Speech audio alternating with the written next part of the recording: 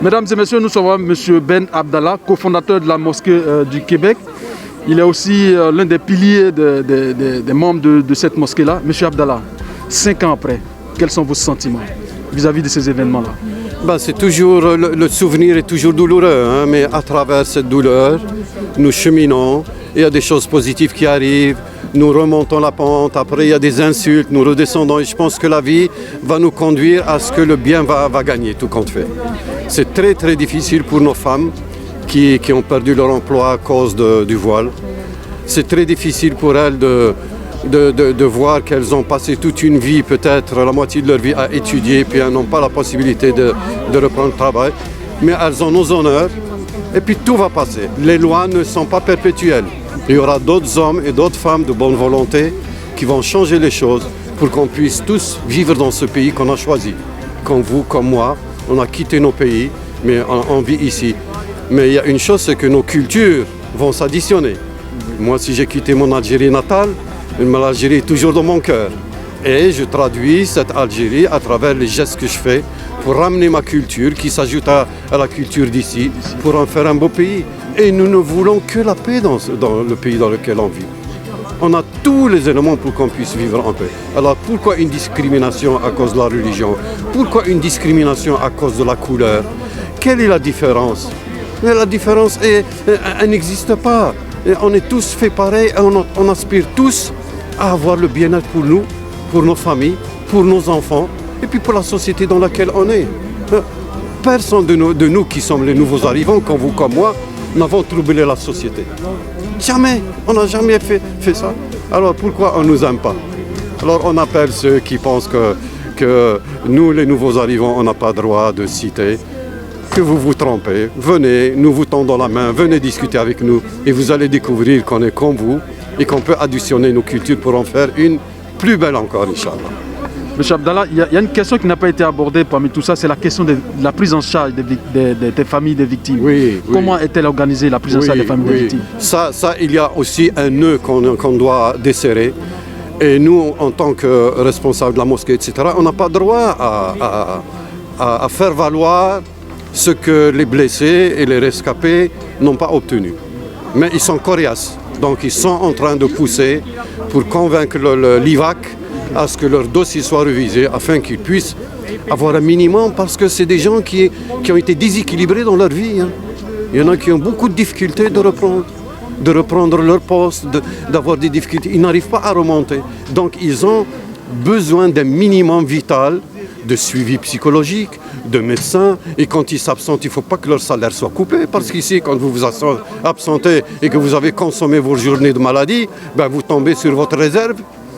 Et pourquoi on pénalise l'individu comme ça? Ce n'est pas lui qui a voulu se faire blesser par une balle pour par la suite se faire pénaliser. On lui dit non, vous vous absentez, on vous coupe votre salaire.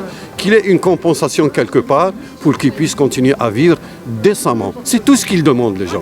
Ils ne demandent pas à devenir riches à cause d'une violence qu'ils ont subie, mais ils demandent à ce qu'il y ait une réparation juste pour le mal qu'ils ont eu et qui ne peuvent pas suppléer à ce qui leur manque à cause de ce mal qu'ils ont subi innocemment. Bien, merci M. Abdallah. C'est moi, je vous en remercie. Nous sommes solidaires de vous. Félicitations pour votre poste. Merci. Merci beaucoup. Bravo. On a envie de vous demander, 5 ans après, quel est votre sentiment vis-à-vis de ce genre d'événement? La douleur reste encore très vive. Hein. Quand on rencontre les familles, on voit le petit garçon d'Ayman dont le père est paraplégique depuis 5 ans. On vient de parler à une veuve d'une des 6 personnes qui sont décédées. C'est encore très très fort. Alors on est encore très ému, très bouleversé, mais en même temps on sait que les choses s'améliorent. Je pense que les gens ont compris à quel point il est important de s'aider les uns les autres. Ça passe par l'écoute, le respect. Et moi, j'insiste sur le fait que c'est pas le vivre ensemble, c'est le grandir ensemble. Parce qu'on a tellement la chance à Québec et au Canada en général d'avoir une société de plus en plus diversifiée, où la diversité nous renforce. On est à la fois plus fort et plus fiers de notre diversité. Que ces événements nous créent beaucoup de douleur, mais tout ce qui suit ensuite, ça nous donne beaucoup d'espoir aussi pour l'avenir et l'avenir de nos enfants en particulier. Cela m'amène à vous demander juste la dernière question. Quelles sont les actions que le gouvernement Trudeau mène pour que ce genre d'actions ne se répète plus? Ben, par exemple, je parlais tout à l'heure de la stratégie nationale contre le racisme. C'est la première de l'histoire du pays. Puis vraiment, elle tombe très bien. On a banni les armes d'assaut. C'est incroyable que des armes d'assaut puissent être utilisées il y a quelques années pour toutes sortes de choses. Et la troisième chose qu'on a faite, et un exemple, c'est qu'on a des programmes pour sécuriser tous les lieux de culte, pour que les gens se sentent en sécurité de vivre et de grandir dans la religion dans laquelle ils croient. Donc, ce sont des exemples, beaucoup d'autres exemples, évidemment, là, pour encourager les communautés à être plus inclusives, donner la chance à tout le monde d'être bien dans la société, peu importe la chance ou la malchance qu'on a pu avoir au cours de la vie. Donc, c'est toutes des conditions qui font que les gens vivent mieux et que, par conséquent, on a des meilleures sociétés. Ben, merci, Monsieur le ministre. On voudrait à travers vous souhaiter un prompt établissement à Monsieur le Premier ministre. Justin Trudeau. Ben, merci, je vais lui faire le message. Merci à tout le monde. Quels sont vos sentiments vis-à-vis de ces gens d'événements? On dit que le temps peut arranger les choses, c'est pas vrai. Ça prend du temps pour arranger les choses, mais ça prend pas juste du temps. Ça prend des actions, ça prend des mots, ça prend une communauté qui se tisse serrée. Ce qui m'habite aujourd'hui, c'est ce désir de faire encore corps comme communauté, de se rassembler, de se dire que cette ville-là, on va la construire avec toutes ses différences, avec les gens de toutes les origines. Chacun est un citoyen, une citoyenne à part entière. Et c'est avec ces gens-là que j'ai envie de construire la ville, peu importe leurs différences nous enrichit. C'est ça qui m'habite ce soir. Monsieur le maire, vous venez d'être élu nouvellement comme maire de la ville de Québec. Quelles sont les actions que vous allez poser envers ces gens? La Ville a déjà un plan d'action qu'on va amplifier sur la question du vivre ensemble, sur la question de l'inclusion. Il faut d'abord porter la parole, mais il faut après multiplier les lieux où les rencontres sont possibles.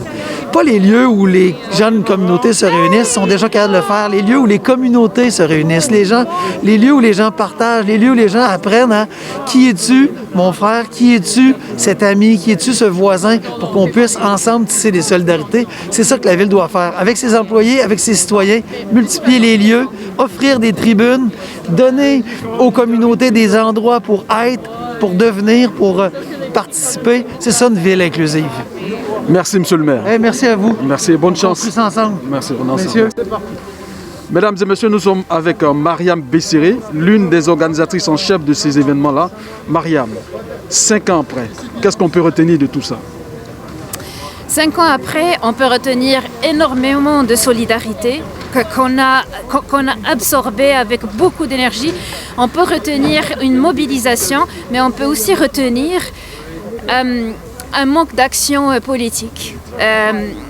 Des initiatives politiques qui sont très très timides et d'ailleurs c'est une des choses à laquelle on appelle à l'intérieur du comité citoyen à travers l'organisation de ces commémorations-là. Vous savez, c'est les 5 ans, donc on n'est plus à la première, deuxième, troisième année. C'est pour ça qu'à l'intérieur, un des grands messages du comité citoyen, c'est bien sûr de venir en solidarité avec les victimes, avec les familles, avec les communautés, les gens qui ont été touchés directement par ça, mais aussi d'appeler à des actions politiques claires, à des actions politiques précises, à une prise de position politique. On veut que nos politiciens se positionnent pour qu'on passe à l'action. Vous savez, on vit quand même dans une province où on ne reconnaît pas encore l'existence de l'islamophobie. On a encore du mal à nommer le racisme systémique. Donc c'est clair qu'à partir de là, si on ne nomme pas, on ne peut pas aller de l'avant avec des actions pour venir arranger la situation.